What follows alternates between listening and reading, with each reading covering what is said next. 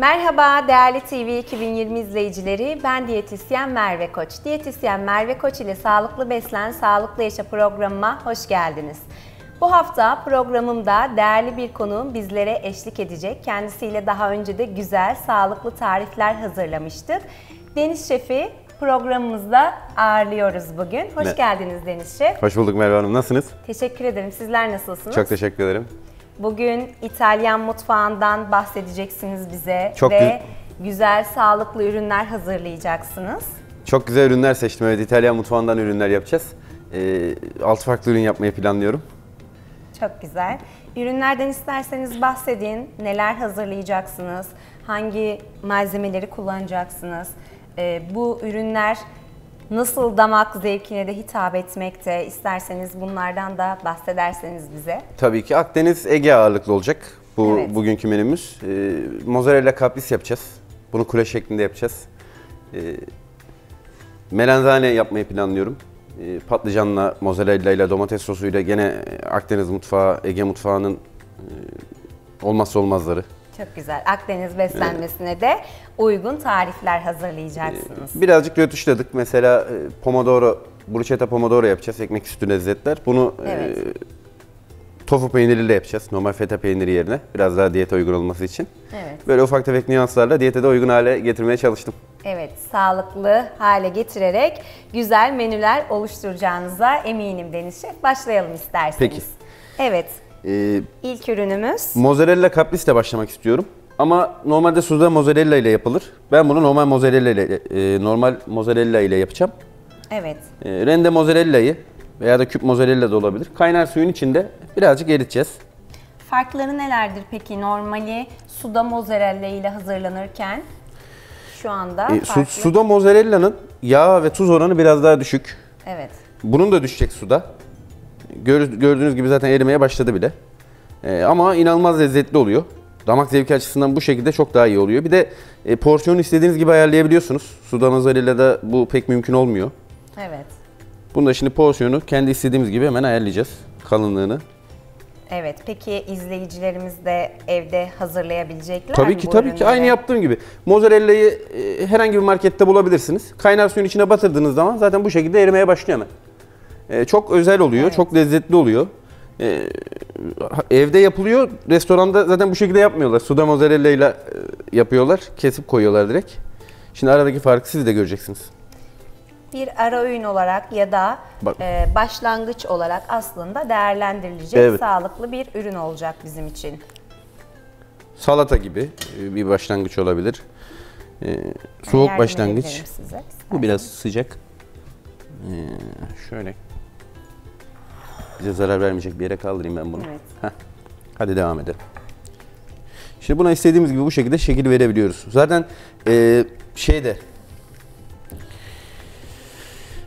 burrata denen peynir de içi kremalı, dolgulu bu şekilde yapılıyor. İtalyan usulü bu şekilde Burrata peyniri de kullanabiliyor muyuz peki? bunun. Kapriste kullanamayız çünkü onun içi kremayla dolgulu olduğu için çok uygun olmayacaktır. Evet. Ama bu şekilde bunun içini doldurup kapattığınız zaman içi dolgulu kese şeklinde burrata da aynı bu şekilde yapılıyor. Aynı mozzarella peynirinden. Küçük şekiller vereceksiniz siz Evet, Deniz format Şef. yardımıyla küçük şekilde vereceğim. Bunu bir bardakla da yapabilirsiniz. Şu şekilde bir bardağın tersiyle evde yapabilirsiniz. Bu profesyonel ekipmanınız yoksa. Evet. Şimdi bir mozzarella, bir domates şeklinde. Katmanlar halinde yapacaksınız. Katmanlar halinde. Ben yukarı doğru yapacağım. Farklı bir sunum yapacağım. Misafirlerinize de bu sayede yapabilirsiniz. Evet. Bunun sunumunu bu şekilde çok beğeniyorum. Mozzarella peynir kulesi gibi biraz.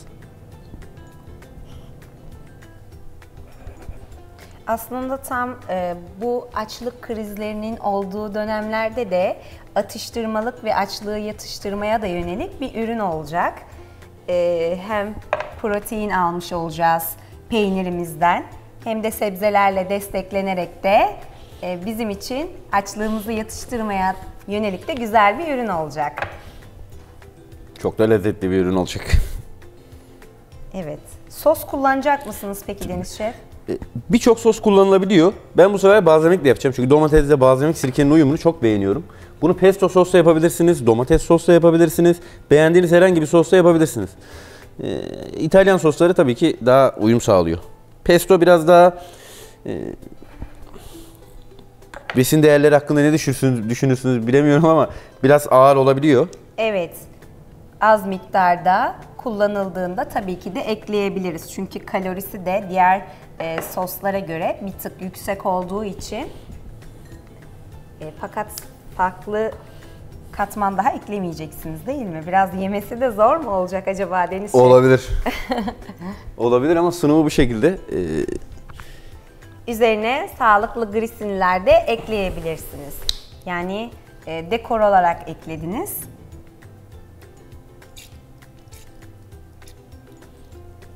Aslında görüntüsü de çok şeker oldu. Evet. Üzerine fesleğen de ekleyebilir miyiz? Ekleyelim. Defne yaprakları ve Kekik getirdim ben üzerine yeşillikler eklemek de. için. Kekik de güzel bir aroma verecektir. Fesleğen ve kekikle birazcık tatlandıralım.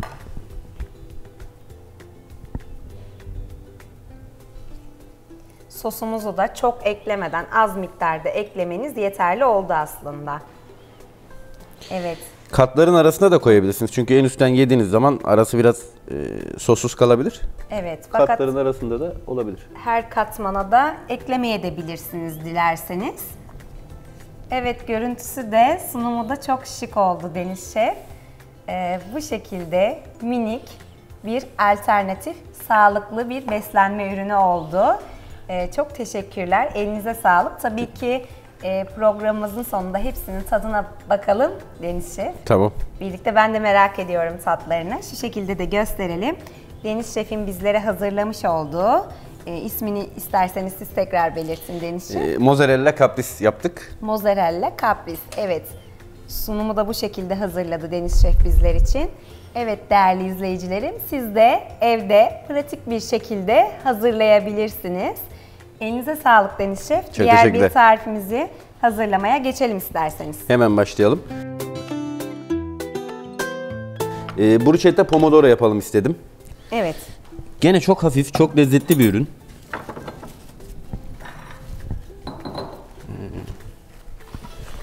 Hemen tahtamı sileyim. Tabii ki.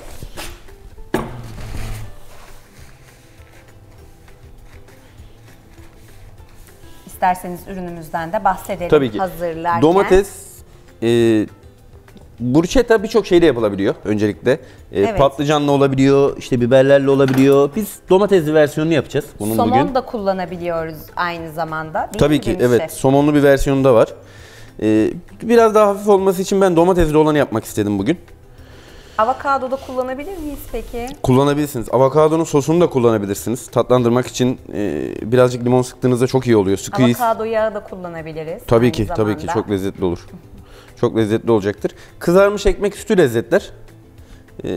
Bruschetta pomodoro, balzamik sirke, domates ve feta, yani beyaz peynirli oluyor normalde. Evet. Biz bugün beyaz peynir yerine tofu kullanacağız. Tofu peyniri de aynı zamanda vegan beslenen bireyler için de oldukça güzel bir alternatif. Değil mi Deniz Şef? O sizin uzmanlık alanınız ama bence de öyle. Domateslerimizi küp küp kesiyoruz.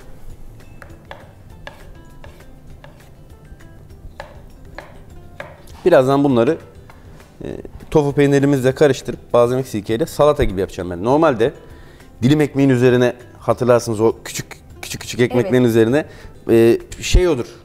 Bruschetta Kızarmış minik ekmeklerin üzerine Evet. de ekleyebiliriz. gene sunumunu değiştireceğim Tam biraz ben. buğday olur, çavdar ekmekleri olur. Çok lezzetli olacaktır. Evet, lif oranı yüksek ekmekleri de tercih edebilirsiniz. Ben zaten tam buğday getirdim bugün. Harika. Tam da bizim önerdiğimiz diyete uygun bir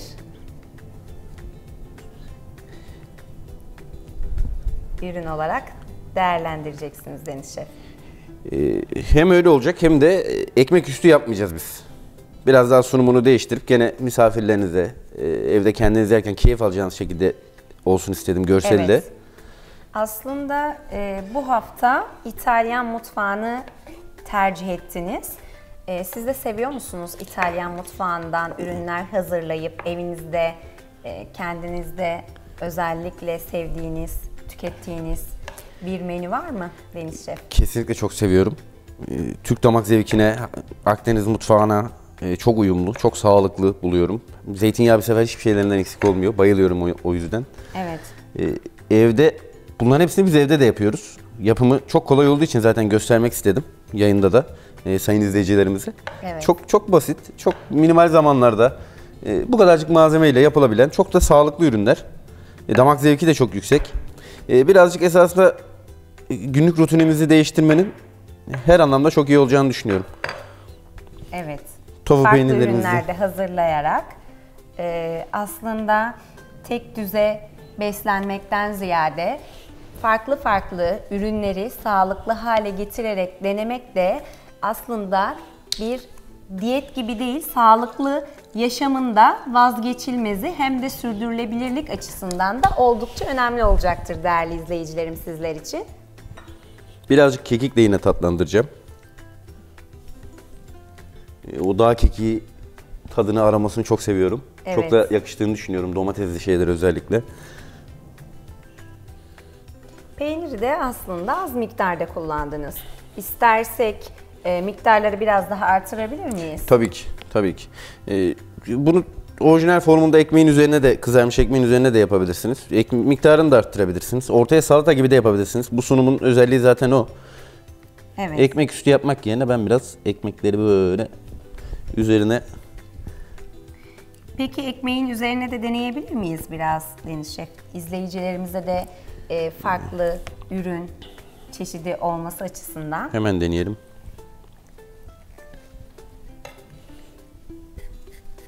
Bunu şu şekilde böyle alıp hop kolaylığı Evet. oluyor yemek için. Görsel olarak da Ekmekle çok birlikte güzel de duruyor. tüketmek için. Evet. Biraz Çok da güzel. bir seferde ekmek üstü yapalım. Aslında güzel bir kahvaltılık bir alternatif olarak da değerlendirilebileceğini düşünüyorum ben. Kahvaltılarınızda pratik bir şekilde hazırlayıp da tüketebilirsiniz değerli izleyicilerim. Ben de bu şekilde pratik ürünleri çok seviyorum. Hem kolay hazırlanabilirliği açısından, örneğin sabah aceleniz var fakat kahvaltı yapmadan da evden çıkamıyorsunuz. Hemen pratik bir şekilde 5 domates dakikanızı almayacaktır, dilimleriyle, evet. peynir dilimleriyle birlikte de hazırlayabileceğiniz güzel, sağlıklı bir ürün aslında değerli izleyicilerim. Evet.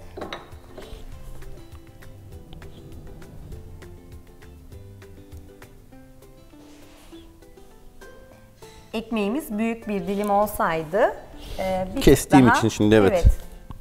Hatta bunu da tabağımıza dekorumuzun evet, bir dilim parçası olarak gibi da kullanalım. gösterebiliriz. Şöyle. şekilde. Dekorun bir parçası olsun. Evet, o şekilde de güzel oldu.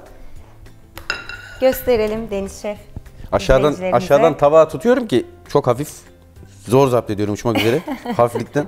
O yüzden Evet. aşağıdan tutuyorum şu an. Tofu peynirli, sağlıklı ürünümüz hazır. İsimlerini siz belirtin isterseniz Deniz Şef. Bruschetta Daha- pomodoro, kızarmış ekmek, domates, söğüş domates kabuklarını soydum. Tofu peyniri kullandım. Feta peyniriyle, beyaz peynirle de yapabilirsiniz. Beğendiğiniz başka bir çeşitle de. Bu malzemelerle Daha balzamik sirke. kalorisi düşük peynirler tercih ederseniz, az yağlı peynirler daha sağlıklı bir ürün olarak ortaya çıkacaktır değerli izleyicilerim. Evet, ellerinize sağlık. Çok teşekkür ederim. Deniz Şef, ben de evde deneyeceğim.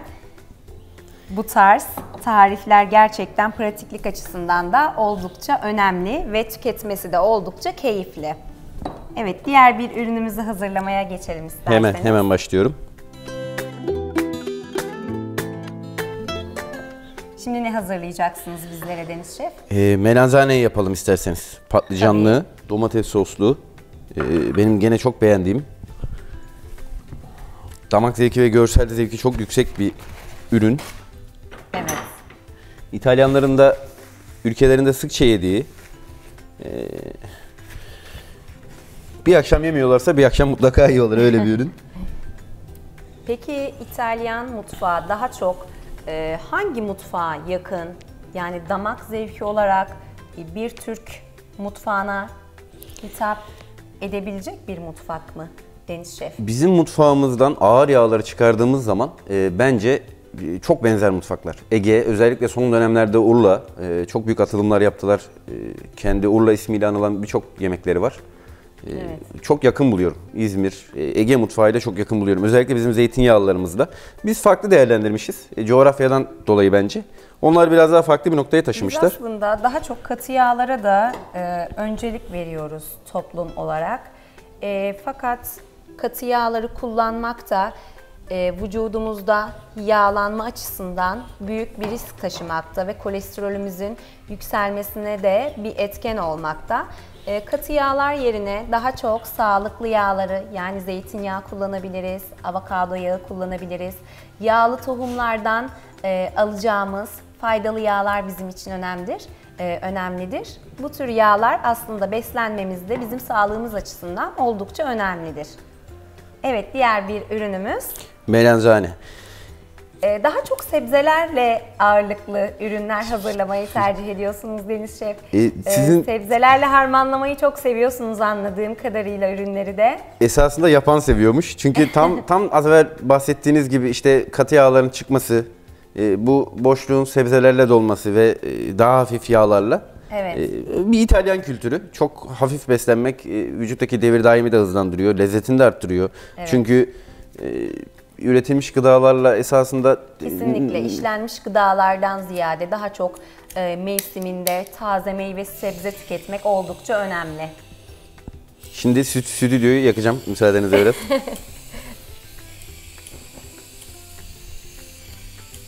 Yalnız Deniz Şef, bu şekilde izleyicilerimiz evlerinde hazırlayamayacaklar diye düşünüyorum. Normalde bu kızarıyor. Evet. Fırına da verebilirsiniz. Patlıcanı yumuşatmak için.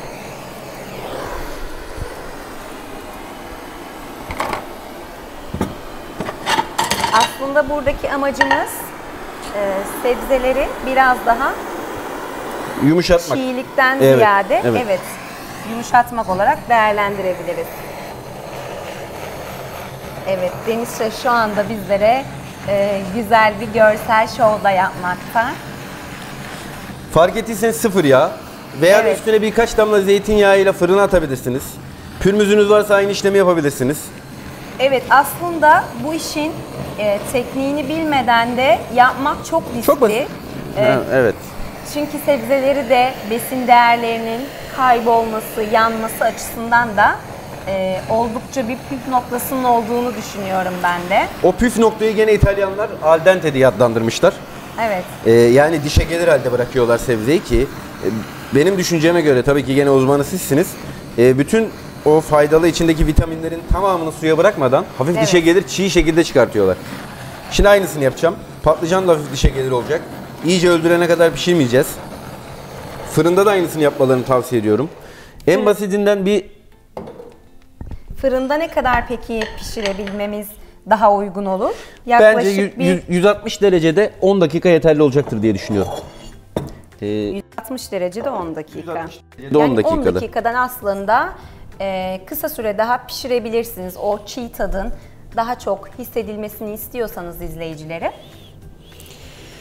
Burada önemli olan esasında sadece patlıcan değil, havuç bile pişirilse o kütürtülüğünü, yani dişteki o çıtırtı sesini kaybetmemek, o al dente'yi sağlıyor. Bu da tüm vitaminini suya bırakmamış demek oluyor. Evet. Stüdyomuzu yakmadan bu işlemi hallettiniz. Dedim Deniz bu Şef. hafta stüdyoyu yakacağımı söylemiştim ben programdan önce. Şimdi birazcık domates sosu.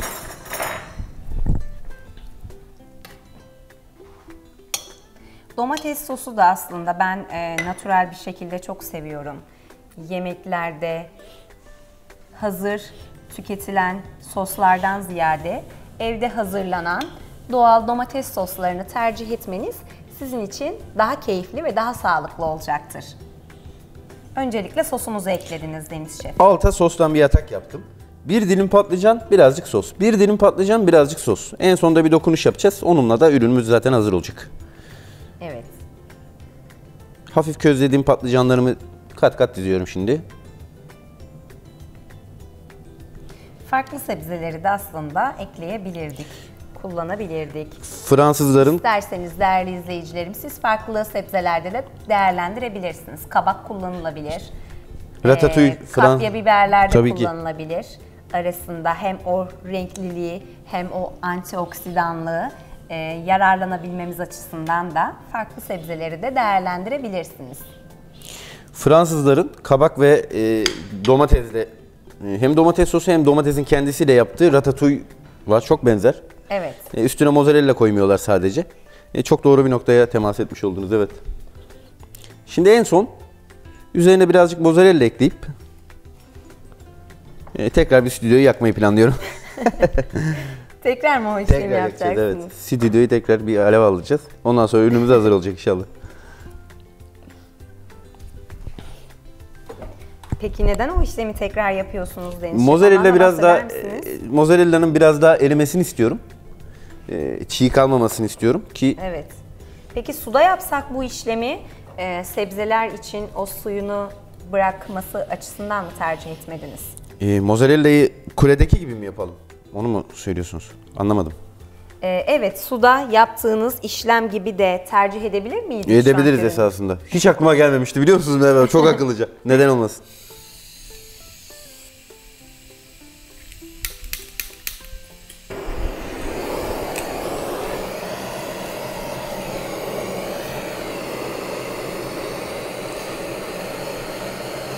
İlk defa ben de bu uygulamaya şahit oluyorum şu anda Deniz Şef. İzleyicilerimiz Benim bunu için de farklı evlerinde, bir alternatif oldu. izleyicilerimiz bunları evinde mozzarella'yı koyduktan sonra bir 5 dakika tekrar fırına sürerek erimesini sağlayabilir. Bu şekilde yapabilir. Evet. Tekrar kekikle tatlandıracağım. Olmazsa olmazı İtalyan mutfağının. Fesleğen kekik. Aslında o kızarmış görüntüyü de sağladık Evet. peynirimizde. Farklı filizleri de kullanabilirdik aslında. Tabii Deniz ki. Şef. Birazcık frenk maydanozu kıyalım. Görüntüsü de çok şık oldu gerçekten. Tamamen görselliğe de hitap edecek bir ürün oldu. Sofralarınızda sağlıklı, aperatif ürünler arıyorsanız değerli izleyicilerim, bu tarifler tam size göre. Değerlendirebilirsiniz evlerinizde. Kalabalık misafir sofralarınızda güzel alternatifler olacaktır sizler için. Misafir sofraları için şöyle bir çözüm de var. Böyle küçük küçük porsiyonlar yerine Evet. dilimlediğiniz patlıcanları tepsiye diziyorsunuz. Adeta bir börek gibi. Katman katman gene aynı işlemi kocaman tepside yapıp en son mozzarella ile fırına verip keserek porsiyon porsiyon tepsiden servis Kesinlikle. edebilirsiniz. Harika, pratik bir çözüm Evet. olacaktır o şekilde. Esasında 10 kişiye bile yapmak için çok basit bir ürün. Evet. Gördüğünüz gibi. Güzel bir başlangıç alternatifi de olacaktır. Evet Deniz Şef, ellerinize sağlık. Hem görsellik açısından hem de sağlıklı besinler tabii ki de bizim önceliğimiz. Bu şekilde besinleri değerlendirdiğiniz için çok teşekkür ediyorum. Elinize, emeğinize sağlık. Davet ettiğiniz için ben teşekkür ederim. Vallahi çok keyifli bir program oluyor Evet. her geldiğimde. Ben stüdyoyu yakmanızdan korktum açıkçası ama farklı ürünlerde Daha yeni bu başlıyorum. uygulamayı yapmayacağız. değil mi Henüz Deniz bitirmedim. Şef? Belki bitmeden yakarım. Bilmiyorum. Teşekkür ederiz. Evet. Meşhur carpaccio. Evet. Bunu bu sefer somonla yapacağız. Carpaccio'ları ben de çok duyuyorum. Evet. Kesinlikle restoranlarda sağlıklı menülerle de sıklıkla yerini alıyor carpaccio'lar. Ve meyvelerle de çok pratik bir şekilde hazırlanıyor. Meyvelerle hazırlananı da ben çok seviyorum. Aslında incirli olarak siz de söylemiştiniz. İncir carpaccio ya da farklı farklı çeşitlerle de hazırlanabilir meyvelerle. O şekilde de güzel, sağlıklı bir tatlı aperatifi de olabilir aslında. Olabiliyor. Demin bahsettiğim konuya dönüyoruz gene. Al dente mevzusu. Carpaccio al dente de değil, hiç pişmemiş. Esas da avantajı bence bu. Çünkü tüm besin değerini kendi bünyesinde koruyor. Evet. Bunun kabaklı olanı var. Son dönemlerde Evet. fine dining restoranlarda meşhur oldu. Kök sebzelerle carpaccio yapanlar var. Söylediğiniz gibi incirden tatlı olarak yapanlar var. Bugün biz somon carpaccio yapacağız. Evet, somon carpaccio'da oldukça meşhur zaten. Şu anda portakal filetosu Somonu da çıkartıyoruz. çok seven bireyler var aslında. Somon zaten çok faydalı. İçerisinde bulundurduğu omegalar sayesinde bilişsel fonksiyonların güçlendirilmesinde, kalp sağlığının korunmasında oldukça önemli. O yüzden biz diyetisyenler de haftada minimum 2 defa balık tüketimini oldukça öneriyoruz. Ve faydalı balıkları tüketmenizde de oldukça sağlığınız açısından fayda vardır değerli izleyicilerim. Somon füme şekilde de, buğulama şeklinde de, fırında ızgara olarak da farklı farklı pişirme teknikleriyle de hazırlayarak tüketebilirsiniz.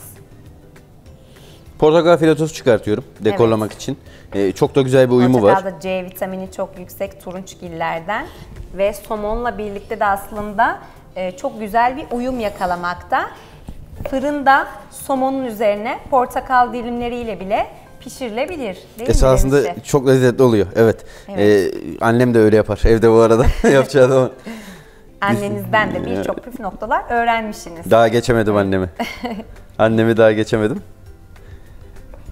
Portakal filetosu çıkaracağız şimdi ürünümüzü dekorlamak için. Evet. Daha sonra somon dilimleriyle ve roka ile kullanacağız. Roka et carpaccio'da da bildiğiniz üzere kullanılıyor.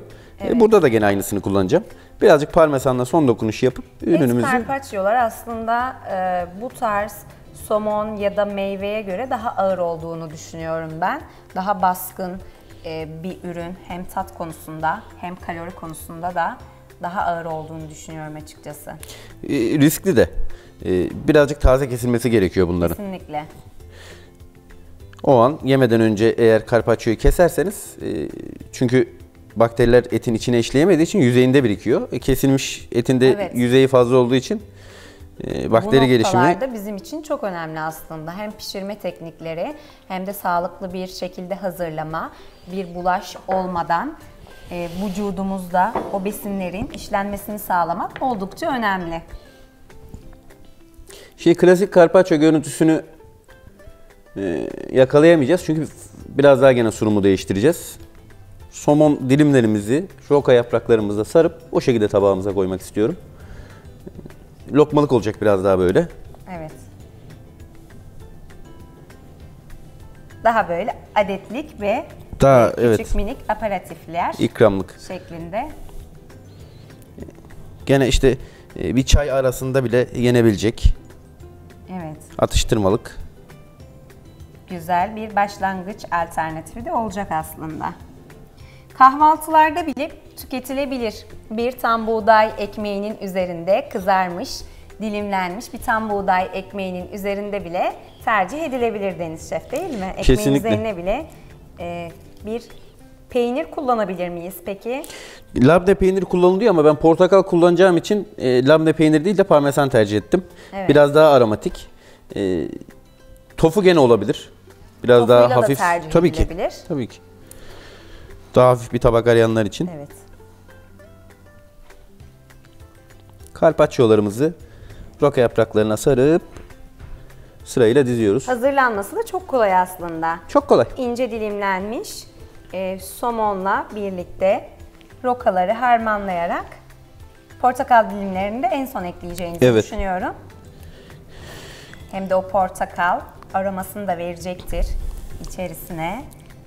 Tüketimi de keyifli bir hale gelecektir sizler için. Somonla portakalın evet öyle bir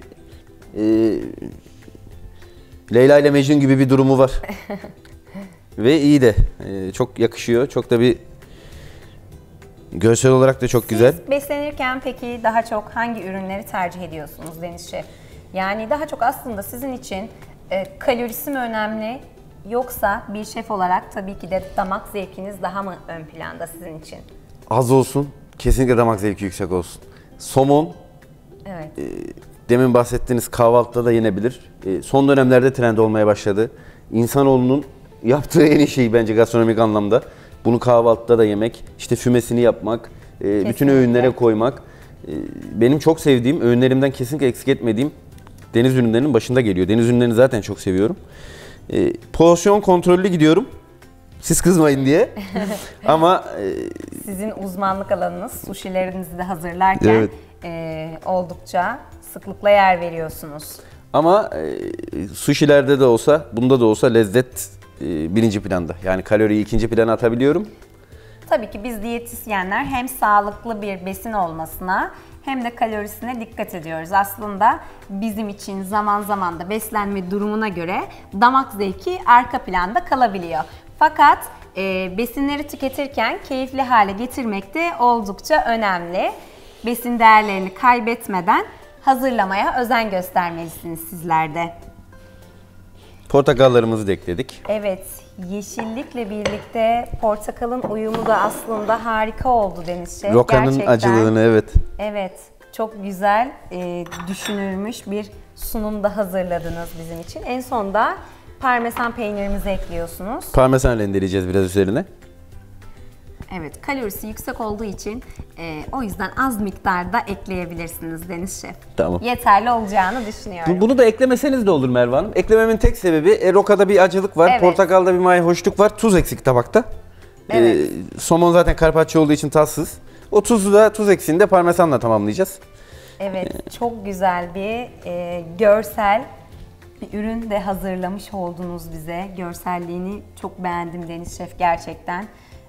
Çok Değerli teşekkür ederim. izleyicilerim, tabağın güzelliğine bakar mısınız? Siz de aslında evinizde pratik bir şekilde hazırlayabilirsiniz. Çok güzel bir ürün hazırladınız bize. Ben de program sonunda hepsinin ayrı ayrı tatlarına bakacağım. Ama bu ürünü gerçekten çok merak ettim. Portakalla rokanın ve parmesanın uyumunu gerçekten çok merak ettim. Ben de denemek istiyorum. Umarım Değerli beğenirsiniz. izleyicilerim, umarım sizin için de güzel, farklı bir tarif olacaktır. Evde hazırladığınızda keyifle tüketebileceğinizi düşünüyorum. Hem de sizin için sağlık açısından da oldukça güzel bir tabak olacaktır. Evet, diğer bir ürünümüzü hazırlamaya geçelim isterseniz. Hemen başlayalım. Evet. Enginar'ın bende özel bir yeri var. Gene Ege Enginarı mutfağında. ben de çok seviyorum ve diyetisyenlerden sıklıkla duyuyorsunuzdur enginarın faydalarını, brokolinin faydalarını, bu gibi besinleri bizlerden sıklıkla duyuyorsunuz. Enginar özellikle karaciğer yağlanmasının temizlenmesinde oldukça önemli bir faktör. Hem de vücuttan toksinlerin atılmasında tamamen bir detoksifikasyon etkisi sağlamakta aslında. O yüzden enginara beslenmemizde sıklıkla yer vermeliyiz değerli izleyicilerim. Zeytinyağlı yemeklerini yapıp değerlendirebiliriz.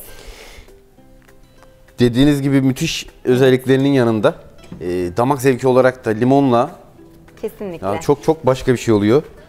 O yüzden ben çalıştığım menülerin hepsinde mutlaka Evet. enginarla bir şeyler yapmaya çalışıyorum. Şimdi kinoalı bir salata yapacağız. Enginar yatağında yapacağız. Evet. Enginarımızı haşladık biraz daha sağlıklı olması için. Salatayı siz istediğiniz malzemelerle çeşitlendirebilirsiniz. Ben biraz frenk maydanozu, frenk soğanı kullanacağım. Akdeniz ezgilerini istediğim için gene. Birazcık ben. O fresh tadı. Evet.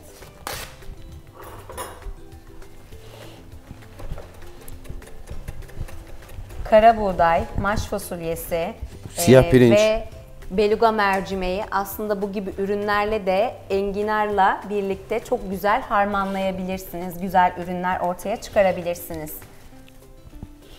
Birazcık frenk soğanı veya taze soğan da kullanabilirsiniz. İnce kıyılmış. Evet. Yeşil soğan da ekleyebilir miyiz? Yeşil soğanın da ben çok yakıştığını düşünüyorum aslında bu tarz sebzelere. Esasında daha sütlü ve limonlu tatlarla çok yakışıyor. Dediğiniz çok doğru. Bence eklenebilecektir.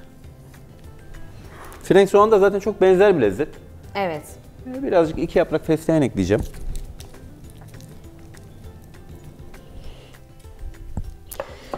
Salataları ben hep yeşillik ağırlıklı yaparım. Evet, yeşillikler hem bizim vücudumuzda toksinlerin atılmasında oldukça önemli. Detoks sebze çorbaları hazırlanabilir. Birçok da farklı tarifler var ki yeşilliklerle hazırlanabilecek. Aslında birçok üründe ortaya çıkmaktadır.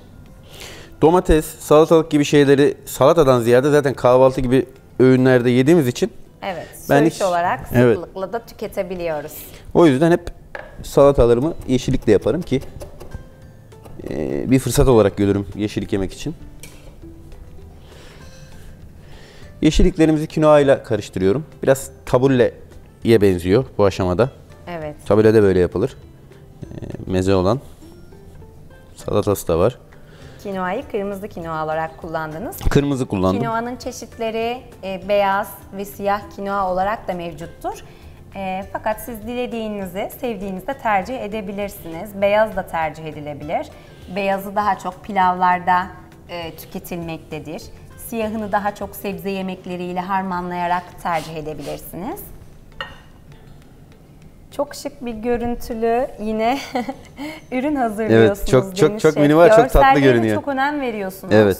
İşimiz bu olduğu için biraz daha farklı düşünebiliyoruz. Araştırıyoruz bolca. Diğer aşçı arkadaşların yaptıklarından esinlenebiliyoruz bazen. Onlar da bizden esinleniyor. O yüzden biraz daha... Trendleri takip ediyorsunuz. Evet, tabii ki. Mesleğimiz bu olduğu için. Farklı mutfakları takip ediyorsunuz. Frenk üzümünün birazcık ekşilik katmasını umuyorum. Bunu ben limon suyuyla değil, portakal suyu sıkarak üstüne tamamlayacağım. Evet. Çünkü frenk üzümü ve limon suyu çok fazla ekşilik katacak diye düşünüyorum. Portakaldaki o tatlılığı da istiyorum. Demin filotosunu çıkardığım portakalın kalan parçasını bunun üstüne aroma suyunu vermesi sıkarak, için üzerine bir miktar ekliyorsunuz. Tabii ki olmazsa olmazımız, hiç gereksiz son şef dokunuşumuz. Onu da yapalım. Filizleri de kullanmadan yapamıyorsunuz. Son bir dokunuş yapıp şöyle bitirelim tabağımız artık. Evet. Enginar yatağında tabule salatası diyelim. Çok güzel oldu gerçekten. Ben de kesinlikle evde deneyeceğim. Bu ürün benim için de güzel bir alternatif oldu. İsterseniz gösterin izleyicilerimize Deniz Şef. Harika bir görsellikle birlikte sağlıklı bir tarif oldu bizler için değerli izleyicilerim. Siz de evde lütfen deneyin. Beğeneceğinizi düşünüyorum. O tat uyumunun güzel bir şekilde harmanlanışının kinoa ile birlikte harika uyumundan siz de tüketirken keyif alacağınızı düşünüyorum değerli izleyicilerim. Bizler için çok güzel tarifler sunuyorsunuz. Deniz Şef, teşekkür ederiz. Çok teşekkür ederim. Farklı bir ürün hazırlayacak mısınız bize? Bir tane tatlımız kaldı. Evet. Granita. Gene Evet. İtalyan tatlısı.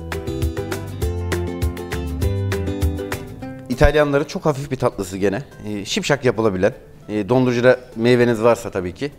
Orada herkesin dondurucuda meyvesi oluyor bu tatlı için. Evet. Çok basit. Dondurulmuş meyveyi ben kavun kullanacağım. Rendeleyerek buzlaç gibi. Dondurulmuş meyveleri kullanmamız şart mı? Deniz Şef, taze meyveleri de kullanabilir miyiz? Rendelerken problem olmaması için sert meyveler kullanabilirsiniz Anladım. ama daha çok ezilmemesi için o besin değerlerinin de daha çok kaybolmaması için. meyve salatası olarak olabilir. Hani donmamışı. Aslında çok rendelemek de besin değerleri açısından da önemli. Bu yöntemi de tercih etmeyebilirsiniz izleyicilerim. Küçük minik parçalara blender yardımıyla da getirmek kolay Tabii bir ki. yöntem olabilir mi Deniz Şef? Sadece Olabilir. fikir açısından soruyorum. Blender de olabilir ama çok içecek gibi de olmaması gerekiyor. Eğer Anladım. granite olarak yiyecekseniz çok çekmemek kaydıyla blender de olabilir. Çok mantıklı. Kavun kullandınız, dondurulmuş. Kavun kullandım. Dondurulmuş kavun kokusunu çok seviyorum. Evet. Mis gibi Şu kokar. an kokusu da Evet. buram buram geldi aslında. Yaz aylarında tam da tüketilmesi gereken bir tatlı alternatifi de olacaktır. Yazın böyle daha çok sıcak havaların etkisiyle olduğunu düşünüyorum ben. Aslında tatlı isteği daha çok vücudumuzda uyanıyor. Böyle serin, fresh içecekler, tatlı içeceklere daha çok ihtiyaç duyuyoruz. O yüzden bu tatlı alternatifi bizim için güzel bir tarif olacaktır. Çok güzel. Başka tatlıları dekorlamak için de bu mantık kullanılabilir. Yani herhangi bir hafif bir tatlının üstüne meyveyi granita yapıp dekorlayabilirsiniz. Evet, orman meyvelerini de kullanabiliriz. Orman meyveleri olmazsa olmaz. Çünkü Antioksidan Evet. kesinlikle ben de sıklıkla orman meyvelerini öneriyorum. Birçok vücudumuzda hastalığa karşı koruyucu etki göstermekte kırmızı meyveler, özellikle antioksidanlığının yüksek olması açısından beslenmemizde sıklıkla tüketmemizi ben oldukça öneriyorum. Farklı renk uyumlarıyla da yine görsellik açısından çok güzel bir ürün oldu. son olarak ben agave şurubu kullanacağım. Evet. Bal da kullanabilirsiniz. Birazcık, çok da abartmadan. Çok az Zaten tat çünkü vermeniz meyvelerin tadı, açısından. burada olayımız donuk meyvenin zaten kendi tadı var. Orman meyveleriyle aroması zenginleşiyor. Çok küçük porsiyonluk, güzel. Görsellik açısından gerçekten adeta Şov yaptık, tüketmemizi biliyorum. de evet istiyor. Ürün gerçekten, izleyicilerim, bu muhteşem renk uyumuna bakar mısınız? O kavunun ferah, güzel kokusu da buram buram zaten yayıldı stüdyomuza. Ve ilk öncelikli olarak ben bu ürünün tadına bakacağım sanırım Deniz Şef. Stüdyoya Çok güzel, beni cezbetti. Evet, gerçekten görsel anlamda da bir şov oldu bizim için. Benim için de çok güzel bir alternatif tarif oldu Deniz Şef gerçekten. Donmuş meyveyi rendeleyerek bu açıdan tüketmeyi düşünmemiştim açıkçası. Ve bu tarif de benim için güzel bir alternatif oldu değerli izleyicilerim. Sizler için de güzel bir alternatif olacağını düşünüyorum. Deniz Şef bizlere bugün birbirinden farklı, güzel, sağlıklı tabaklar hazırladı. Size vereyim isterseniz böyle. Evet, ben de bu şekilde de göstereyim. Bu ürünler tam anlamıyla sizin de evinizde kolaylıkla hazırlayabileceğiniz, sağlıklı ve kalorisi düşük, hem ara öğünlerinizde tüketeceğiniz hem de kan şekerinizin dengesizleştiği dönemlerde de tüketebileceğiniz ürünler oldu. Bizlere güzel tarifler sundunuz Deniz Şef. Gerçekten teşekkür ediyorum sizlere. Ben teşekkür ederim. Ellerinize, emeğinize Sağ sağlık. olun. Programa renk kattınız. Çok teşekkür ediyorum. Ben teşekkür ederim. Evet değerli izleyicilerim, bizim için çok keyifli bir program oldu. Sizler için de öyle olduğunu umuyorum. Başka programlarda, başka bilgilerle ve başka tariflerle görüşmek dileğiyle. Sağlıcakla kalın.